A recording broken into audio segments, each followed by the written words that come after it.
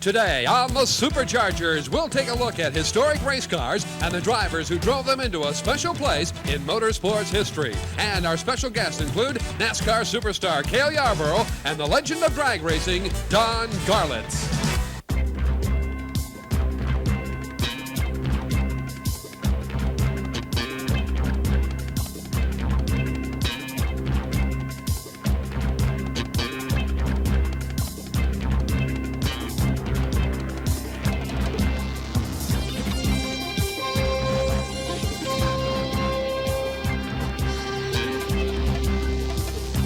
The Superchargers, featuring national championship and unique motorsports events.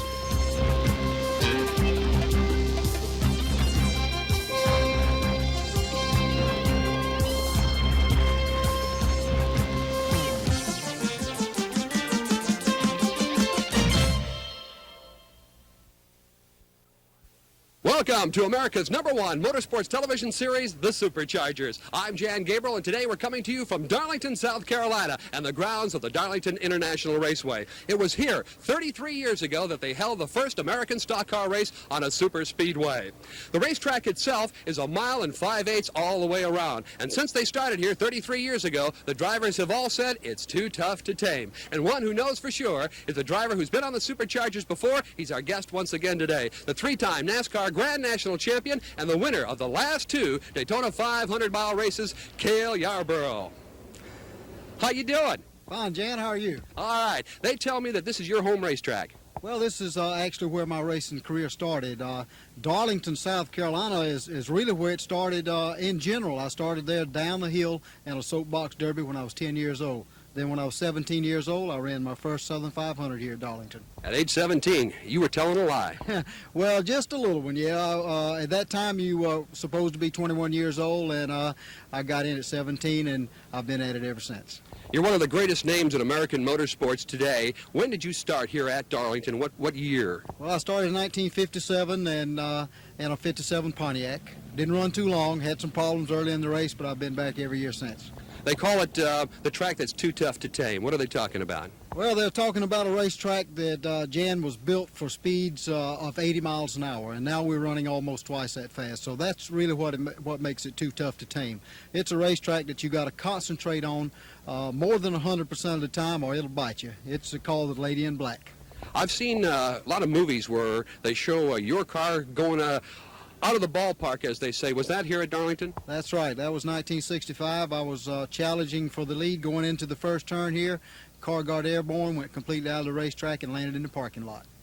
This particular track has what they call one groove. How do you pass on this track? Well, it's hard to pass. That's another reason it's too tough to tame. The straightaways are about the only place you can pass. The turns don't have is mainly a one groove turn on both ends. So if you go do any passing, it's got to be done down the straightaways. And the racetrack is not a perfect oval, is it? No, it's egg shaped, and it's hard to set a car up to handle here. Each turn is different, so you got to kind of get a compromise between the corners and make the car handle as good as you possibly can in each corner, but not as good as it could in either corner. A lot of history here at Darlington. Cale Yarborough is part of that history.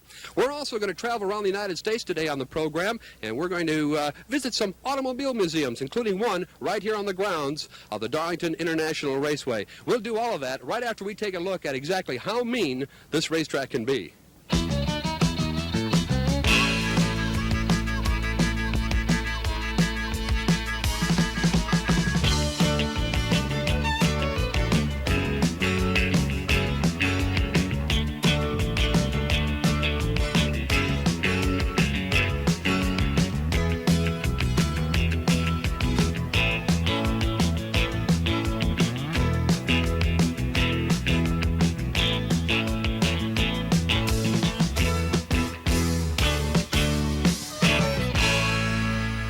Inside the Joe Weatherly Museum, you won't find a lot of cars, but the ones you do find are extremely significant. For example, this one, a 1950 Plymouth. This car won the very first super speedway race for stock cars held here in the United States. It happened on September 5th, 1950, right here at the Darlington International Raceway. It was driven by Johnny Mance, who beat a 75-car field from the 35th starting position, under-horsepowered and much slower than the rest of the cars. But Mance did one unique thing. As the rest of the field Mansfield raced around on regular passenger car tires, Mance drove on truck tires, which were of a much harder compound. He changed tires only 6 times during the entire race. Other drivers had to change as many as 20 of the softer passenger car tires.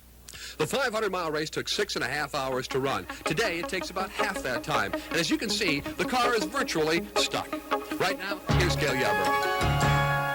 Jan, this is a 1951 Hudson, known as the fabulous Hudson Hornet, which they used to run on the beaches at Daytona. It was a stock car. That's where stock car racing really got started. This particular car won the second Southern 500 here at Darlington. It was driven by people like Herb Thomas, the Flock brothers, Tim and Fonnie, and it was truly a stock car. It has no safety features whatsoever. They used to drive it to the racetrack to enter it in the race.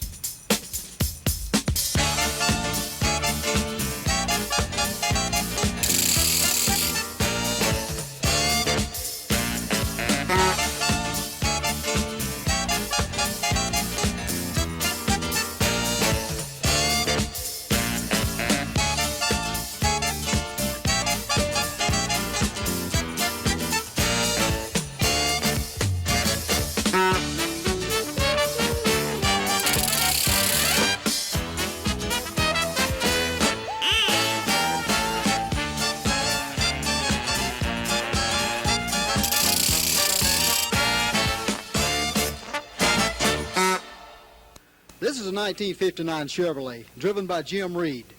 This race car was taken to Daytona Beach when the Daytona Beach Speedway was built in 1959. 2.5 miles, very high speed. Now, a lot of things started happening along this time. The engine sizes started getting bigger.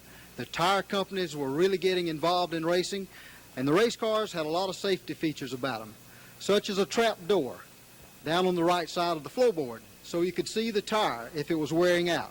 You'd watch the tire, and when you started to seeing the white streak come in the tire, you knew it was time to make a pit stop and change them. Several different features in this race car make them modern-day race cars, such as a very sophisticated roll cage, seat belts. All these things started coming into play because the speeds were getting very high. In 1967, Richard Petty drove this car to his second Grand National Championship. In doing so, he won 27 out of 48 races, 10 of them in a row. Quite an accomplishment for the young man from Randleman, North Carolina.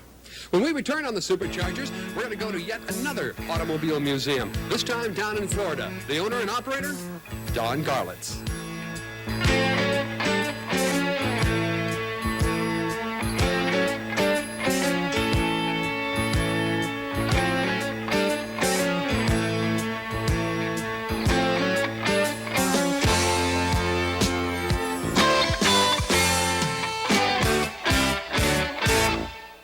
We're back on the Superchargers. Today, taking a look at automobile racing museums, like the one we're at, the Joe Weatherly Museum on the grounds of the Darlington International Raceway. This particular car is a real classic. Had a great string of victories from 1950 to 1960, a 10-year reign, and it was driven by such notables as Buck Baker, Curtis Turner, Marvin Panch, and Fireball Roberts. A real classic. You'll find more classic race cars down in Florida at a museum that is owned and operated by a living legend, Don Garlits. Thank you, Jan. Our museum is a little bit different in that this is the Museum of Drag Racing. In this museum are cars from the very beginning of our sport, when it was just an infant. Cars from the Golden Greek, Chris Karamessinas, Tommy Ivo, and many others of this early era, including my cars. The original Swamp Rat is in the museum. And then, of course, we have cars from today, Tom the Mongoose McEwen, Shirley Muldowney, the car that was in the movie Heart Like a Wheel. There are over 53 cars in this museum, and it takes over an hour to go through it. This is Swamp Rat 1. It was built in 1956 in my home garage in Tampa, Florida, for the whopping sum of about $1,000. It was the first car to use the bike front wheels and the 8 carburetor manifold. It also was one of the first cars that received any type of sponsorship in drag racing. The Eskandarian Cam Company and Wyan Manifold Company helped us out. Also, the car was built on 31 Chevrolet frame rails, which came out of an old four-door sedan out of a junkyard. So, the car ran for many years and then was retired, and a lot of the parts were sold, and in 1978 we gathered up almost all of the original parts and restored it to its present running condition. This is the accident car. A car that was built in 1970, the last slingshot that I raced. The transmission exploded at Lyons Drag Strip on March 1970 and cut off part of my right foot. The remains of that tragic explosion are in the glass case, and the picture of the car exploding is on the wall. This was the ultimate slingshot dragster. It was super long and super light, and it really went fast. This is the first rear-engine car, and I designed this car in my hospital bed in Los Angeles, California, recuperating from my severed foot. Everybody said it would never work because all rear-engine cars had been tried prior to that had failed. However, when we installed the airfoil over the rear wheels, which was a first in drag racing, this caused the car to become very stable at high speeds and consequently became the first rear-engine car to ever qualify or win a national event when we won the NHRA Winter Nationals at Pomona in 1971. This was the Roadster Dart, built on a Dart chassis in 1966 when our shop was in Detroit, Michigan. We built this car with a plastic body. It was the very first funny. It ran over 200 miles an hour, and it also had a chrome moly steel tubing frame. Well, we were winning all the races with the car and outrunning the other cars, which were steel-bodied at that time. So consequently, the associations outlawed this car and re-retired it. The following year, in 1967, lo and behold, all the cars showed up with plastic bodies and steel tubing frames. However, we never brought this car back into competition, and it was stored for many, many years, ending up here in the Museum of Drag Racing. This is John Lucas' Fuel Coupe out of the mid-60s. This was the cars that ran prior to the advent of the funny car. These little cars were pure dragster, fuel-burning nitro-methane powered Hemi engines with little bodies on them like this one here, 1940 Bantam body. And they ran in a class all by themselves called AA Fuel Coupe. They reached speeds almost comparable to the fuel dragsters.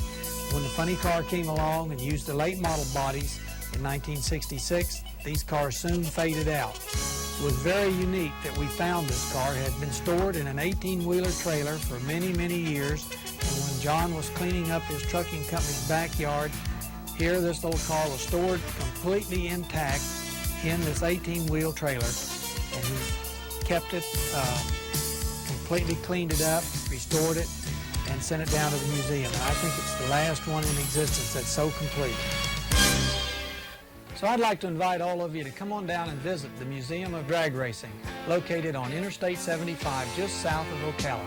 And now back to Jan Gabriel and Cale Yarborough. Stock car racing has always had its legends and its heroes. Cale, did you have any heroes early on? Well, Jan, I didn't have any one hero. They were all my heroes. I loved them all. People like Junior Johnson and Curtis Turner and the Flock brothers and Herb Thomas, all these fellows were my heroes, and I just thought they were something else. Another great American hero was Glenn Fireball Roberts. He drove this particular car. This was about the time that the factory started getting involved in stock car racing. Well, it was. You know, Fireball Roberts was probably the first living legend in stock car racing, I guess, and he was one of the greatest. And this is his race car, and this is when the Ford Motor Company was really involved in racing. And not only Ford, but Chrysler and General Motors, they were all involved in racing, and this particular car was owned by Ford Motor Company that Fireball drove. Auto racing is such a great sport now that the motor companies realize that, you know, you can race them on Sunday and sell them on Monday, and that's what it's all about. Television, of course, has been a tremendous asset to stock car racing, has it not? Well, it has, no doubt about it. TV has taken stock car racing out of the South, or the Southeast, to the nation, to the world, really. And TV has done a tremendous job in getting racing involved throughout the country. And I think that, you know, racing has been big in the Southeast for a long time. It's big in the whole United States now, and it's here to stay. All right. Cale Yarborough. And Cale, I want to thank you for being with us on the Superchargers today, and we'll look forward to another visit. Thank you, Jan. Cale Yarborough. Jan and Cale have showed you some of the cars that made history in stock car racing, and we're pleased to show you one of the drivers that wrote a lot of that history, Richard Petty. Richard, in the early days, it was a lot different than now, wasn't it? Well, it's a whole different ball game. When we first started, we had a lot of stock cars, more or less. When they first started, they were strictly stock cars, and then over a period of time, you break wheels, and they let them build the wheels up, and then they break hubs, and they built those up. And the first thing you know, after 8 or 10 years, they got to be all-out race cars. So it's a lot different now. It's more competitive because you've got a lot better equipment than what we used to have. Let's go back now to Darlington to take a look at a very unique stock car. In 1969 and the early 70s, cars like these almost revolutionized stock car racing. They were Dodge Daytonas. The front end was aerodynamically perfect. They had a big air spoiler on the back, and they were very fast. Cotton Owens built one of these cars and took Buddy Baker and went to Talladega, Alabama. They took the car at over 200 miles an hour for the very first time for a stock-bodied automobile and set a new record. We're going to go to Talladega right now. Hi, I'm Linda Marshall. Unless you're a race fan, you may not know Talladega, Alabama is the home of the world's fastest super speedway for NASCAR Grand National stock cars. And just a few hundred feet away is this exciting place we're visiting today, the International Motorsports Hall of Fame. Inside you'll find some of the world's most famous race cars. Let's go inside and take a look.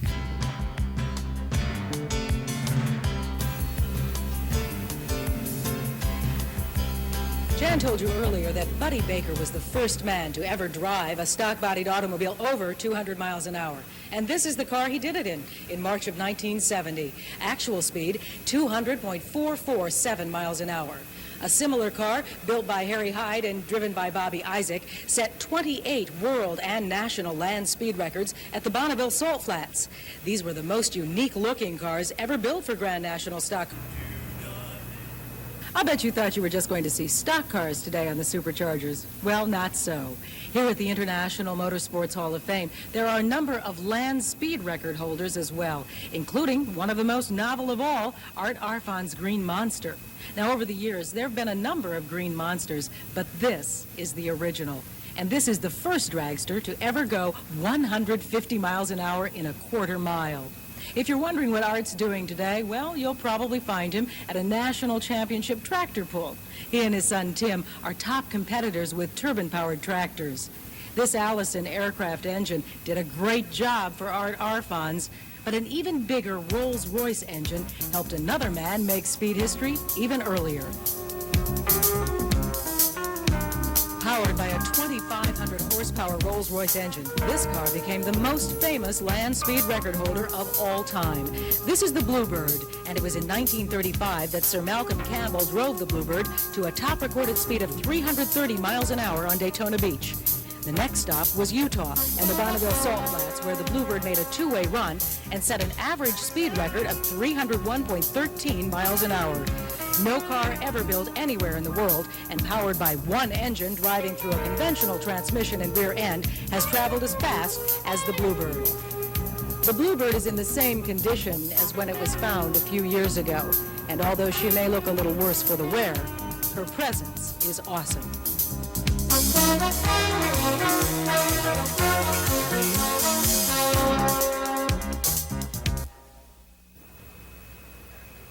We've been showing you some very fast and exciting cars on the Superchargers today, but remember, there's always danger involved. Every time a driver straps himself into his race car, as you know, he's going to take a very big risk. Here at the Hall of Fame, you'll see Phil Parsons' car number 66. It's displayed in exactly the same condition as it was taken off the Alabama International Motor Speedway following a spectacular crash. Phil was lucky to have survived and with only minor injuries. On lap number 72 of a 500-mile race, Phil, the younger brother of Benny Parsons, tangled with Darrell Waltrip's car, starting a savage 11-car crash that sent Parsons into the air, barrel-rolling wildly as the cars entered turn number 1. Parsons' car had to be carried back to the garage on the bed of a truck. The fact that none of the drivers were seriously injured can be credited to NASCAR's safety features and strict construction regulations. Before leaving, I'd like to thank all of the great people here at the International Motorsports Hall of Fame for all of their help. Now, from Talladega, Alabama, let's go back to Darlington, South Carolina, and Jan Gabriel. What a great trip down Automobile's Nostalgia Lane with Linda Marshall. And we'll be right back with more on the Superchargers.